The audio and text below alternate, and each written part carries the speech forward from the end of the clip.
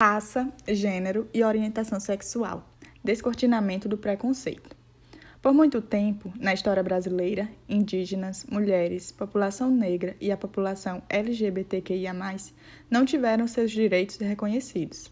Vítimas de opressões sofridas no decorrer do percurso histórico e que ainda persistem até os dias atuais.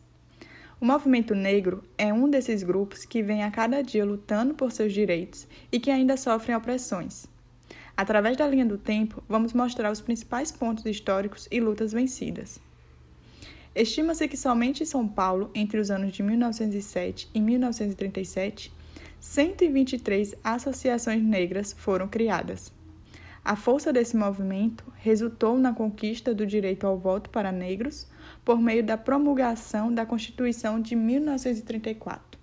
Tivemos a Lei de Eusébio de Queiroz, Lei do Ventre Livre, a Lei dos Sexagenários, concedendo liberdade para os escravos que tivessem idade igual ou superior a 65 anos.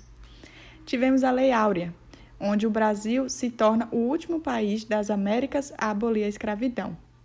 Mesmo assim, as pessoas negras não tiveram garantias de vários outros direitos fundamentais. Lei Afonso Arinos, que determina racismo como crime. Tivemos também a Convenção Internacional sobre a Eliminação de Todas as Formas de Discriminação Racial pela ONU. Em 1978, foi realizada a primeira Conferência Mundial contra o Racismo e é aprovada pela ONU.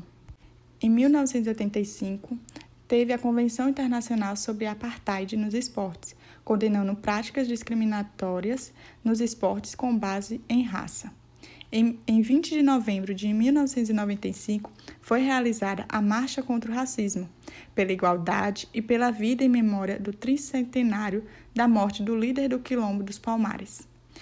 Em 2003, no governo Lula, da Secretaria Especial de Política de Promoção de Igualdade Racial, CEPI, Lei nº 12.288, cria o Estatuto da Igualdade Racial, um marco fundamental. Em 2005, 2009 e 2013, foram organizadas as 3 Conferências Nacionais de Promoção da Igualdade Racial, a CONAPI. Tivemos a Lei de Cotas nas instituições de ensino superior e Lei de Cotas para negros em concurso público federal. A população negra tem uma história de luta e resistência ao longo da história brasileira. E mesmo após todas suas lutas vencidas, a abolição, escravistas, o preconceito e a discriminação são fortes. A questão racial no Brasil. De acordo com o IBGE, Instituto Brasileiro de Geografia e Estatísticas, mostram que 54% da população brasileira é negra.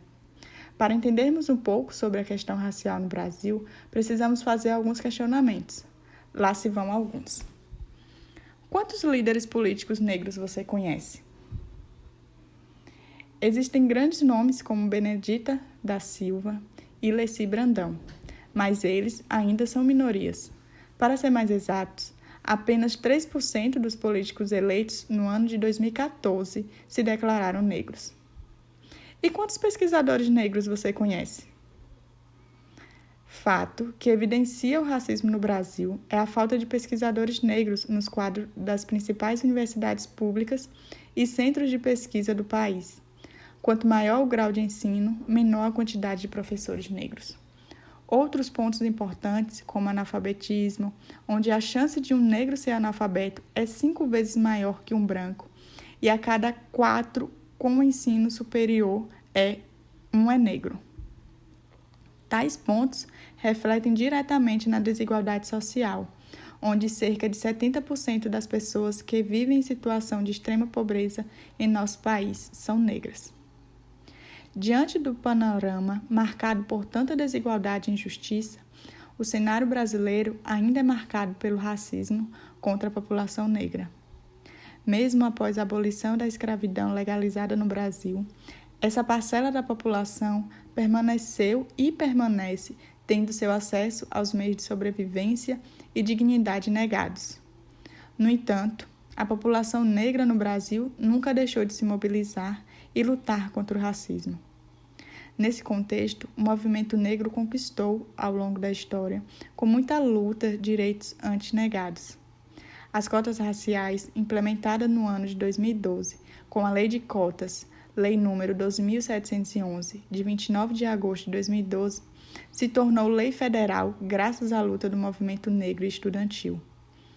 O objetivo com a criação dessa política afirmativa é de corrigir disparidades no acesso ao ensino superior público e ao mercado de trabalho, resultantes de desigualdades estruturais e históricas presentes na sociedade brasileira.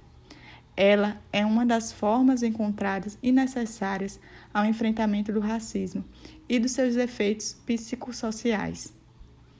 Sua implementação serve para reparar a dívida histórica que o Brasil tem com a população negra, para que os descendentes de pessoas que foram escravizadas no passado tenham a oportunidade de acesso ao ensino superior, a oportunidade de alcançar bons cargos e, consequentemente, diminuir a desigualdade social após 3 séculos de escravidão. Desse modo, é importante dar um novo significado à noção de justiça social e garantir a oportunidade de mobilidade social aos indivíduos que foram historicamente marginalizados. A ação afirmativa trata-se de uma medida de justiça em que brancos e negros se beneficiam com a diminuição da desigualdade.